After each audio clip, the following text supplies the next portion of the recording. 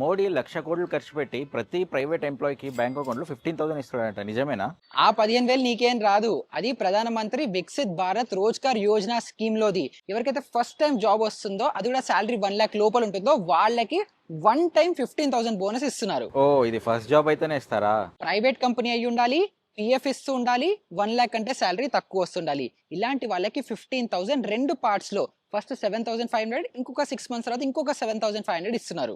1 August 2025 నుంచి 31 July 2027 వరకు ఎవరెవరికైతే first time job వస్తుందో వాళ్ళందరూ ఎలిజిబుల్. ఆల్రెడీ జాబ్ వచ్చింది కదా, మళ్ళీ 15,000 ఎందుకు? ఈ స్కీమ్ మెయిన్ మోటివ్ ఏంటంటే ఎవరైతే టియర్ 2, 3, 4 నుంచి సిటీకి ట్రాన్స్ఫర్ అవుతే సడన్ గా ఖర్చులు వస్తాయి కదా, వాళ్ళకి 15,000 ఇన్సెంటివ్ ఒక బూస్ట్ లాగా ఉంటుంది శాలరీ వచ్చే లోపల అని చెప్పి ఇది తీసుకొచ్చారు. అదే కాకుండా పిఎఫ్ లింక్ అయి ఉంటుంది కాబట్టి లైఫ్ ఇన్సూరెన్స్ ఆ బెనిఫిట్స్ అన్ని కూడా వస్తాయి. ఇంకా ఓవరాల్ ఎంప్లాయ్మెంట్ పెంచడానికి కూడా ఇది యూజ్ అవుతుంది అనేసి అనుకుంటున్నారు. ఇంకా 15,000 క్లాస్ కోసం ప్రతి కంపెనీ ఈపీఎఫ్ఓ లో రిజిస్టర్ అవ్వాలి కాబట్టి ఒక స్టాండర్డైజ్ ప్రొసీజర్ వస్తుంది అని అనుకుంటున్నారు. ఈ 15,000 మంచిగా యూజ్ చేసుకుంటారో పార్టీ చేసుకుంటారో చూడాలి.